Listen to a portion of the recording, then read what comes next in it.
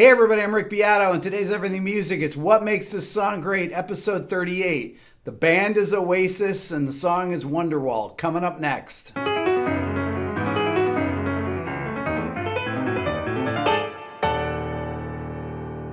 Wonderwall was the third single from Oasis's second album, What's the Story Morning Glory, which was released in October of 1995. The album was co-produced by Owen Morris and Noel Gallagher, and the song was written by Noel Gallagher. When I first heard of the band, I went to see them play on their first tour here in Atlanta at a place called The Masquerade, and it was an amazing concert watching them. They were just such rock stars. It was great. Let's check out the beginning of the track here. So one of the things you notice about it, we've got two guitars tracked in stereo, acoustic guitars, capo at the second fret. The really interesting part of it, though, is the chord progression.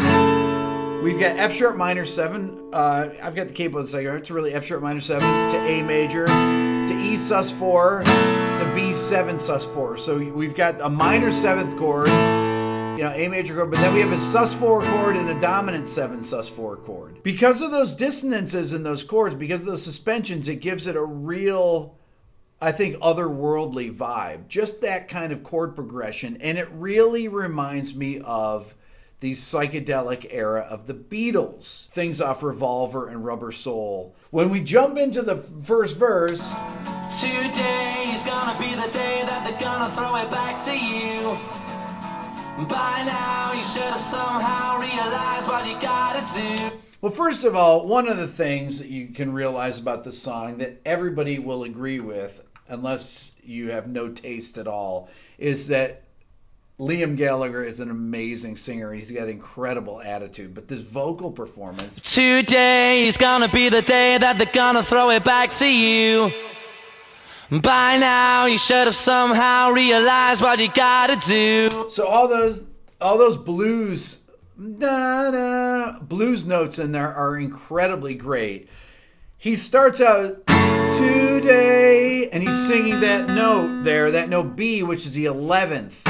So he's implying a minor 11th on this minor 7 chord. Today is gone. And on that A chord, he's singing the sus 2.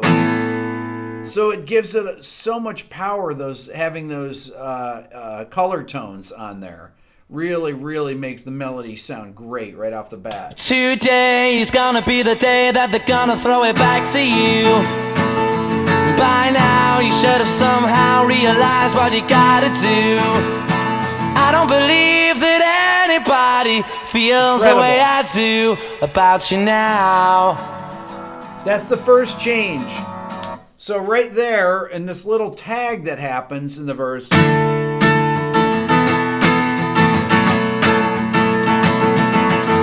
which is a really, really great tag. You haven't heard that C chord come in there. It's really a D chord. You haven't heard that yet until here, and that helps you wind around to the second half of the verse here. Backbeat, the word is on the street that the fire in your heart is out.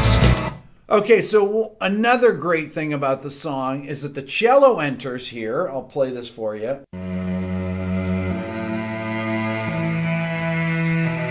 Shaker. Drenched in reverb. So right after the cello entrance, we have the second verse lyric, backbeat, the word is on the street that the fire in your heart is out, which is a really great line. And then, out of the blue, the drums and bass enter. Backbeat, the word is on the street that the fire in your heart is out. When I first bought the record and listened to it, it just immediately jumped out, and I thought, wow, that is really cool. That is completely unexpected what Alan White does in the drums there. So this is the drum fill.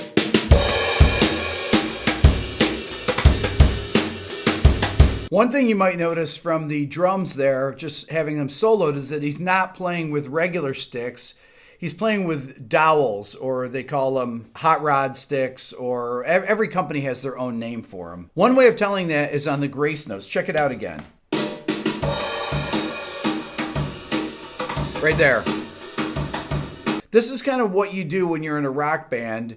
And playing with sticks is too heavy for a section, but playing with brushes sounds too much like jazz and doesn't really carry the track enough. The other thing that's really cool about it is the bass tone. Check it out. It's really, listen to this.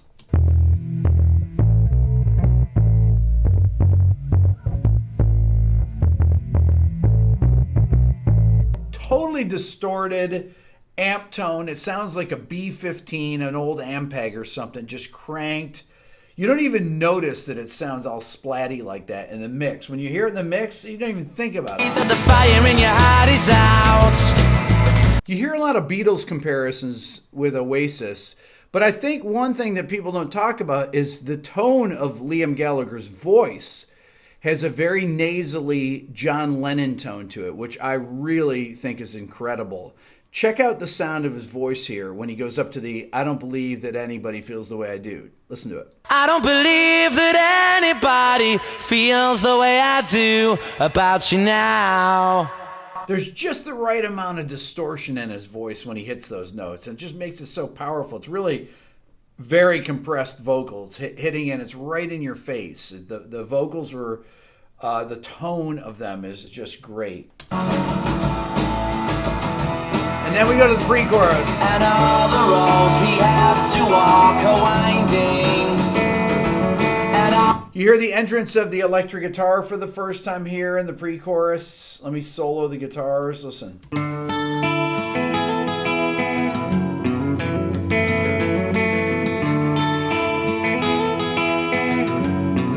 What's cool about this and what makes it interesting, once again, since this is a pre-Pro Tools record, all done on tape, is that you don't have the same thing perfectly played on both sides. The acoustic guitar,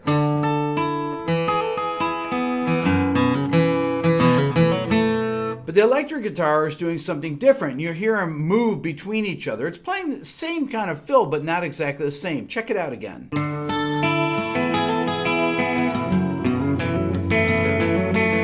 Having different things played on different sides creates a thing called stereo. That's why, for you producers out there, no matter what genre of music you're doing, don't put the same things in both speakers. Try different sounds playing different parts. You'll notice that you'll get a much better result. Let's talk about what's going on in the pre-chorus here. It's really kind of an unusual pre-chorus. It repeats the same line 3 times, but then there's a little tag at the end with a walk down. Check it out. And all the roads we have to walk are winding. And all the lights that lead us there are blinding. Again, repeats, right? And here's the walk down.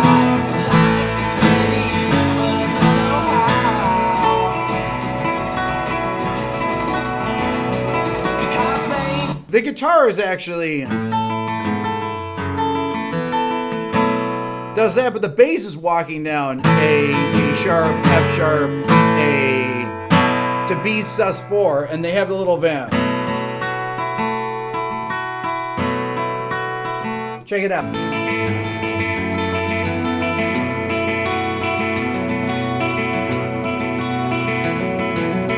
And it has a little fill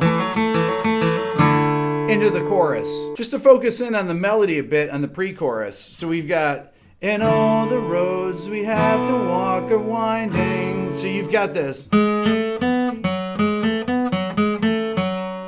You know, using the sharp 4 on the D major chord there, having that E sus4 chord in there makes it sound more mysterious and more melancholy. That's one of the real strengths of this melody. And then, there are many things that I would like. When he goes up there, he's going to that C sharp on the A chord, the 3rd. Like to stay. Then you have a dissonance there on the E sus over G sharp there. Like to say to you, but I don't know.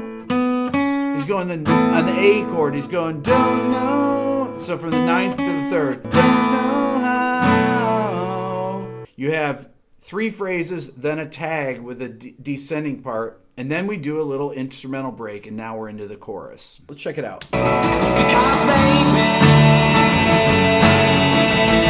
you're gonna be the one that saves me. So we have these phrases. Let's go over the chord progression. We got D, F sharp minor 7, A, F sharp minor 7. That's the chorus rhythm here. Maybe gonna be the one to save me. You got a lot of space in it. Then the third line. Then after all, you're my Wonderwall.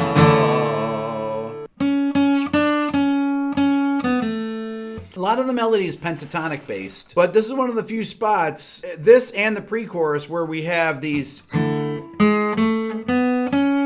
where we have that the half steps between G sharp and A, and half step between C sharp and D. Okay, so the song is in A major, right? If you think about it. So you got, if we're in A major, we have 4, then 6, 1, 6 is the chorus. This use of this dissonance, You're my Wonderwall. using that half step between the C sharp and D again at the top point of the chorus, draws the listener in. Let's take a look at the notation. Because baby, you're gonna be the one that saves me. And after all, you're my Wonderwall.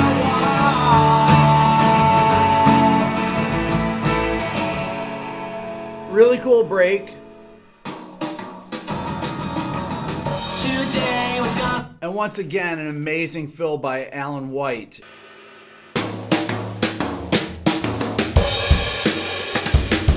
One other thing I'd like to point out in the chorus is that the cello splits into 2 parts. Check it out.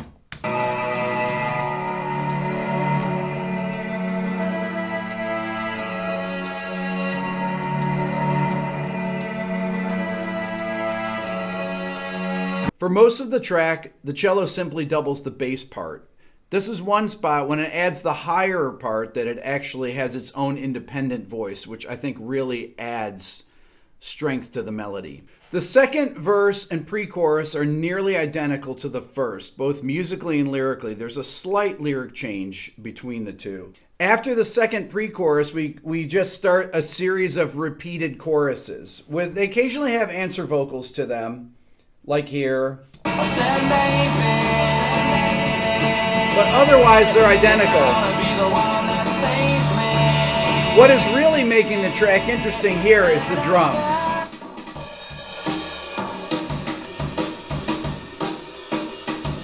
Let me zero in on this here from this repeated chorus. Wow.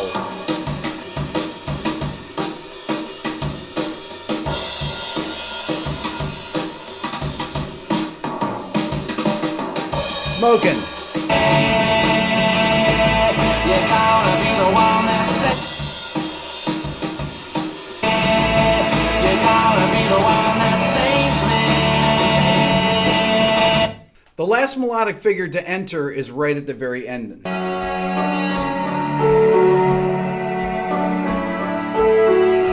a keyboard.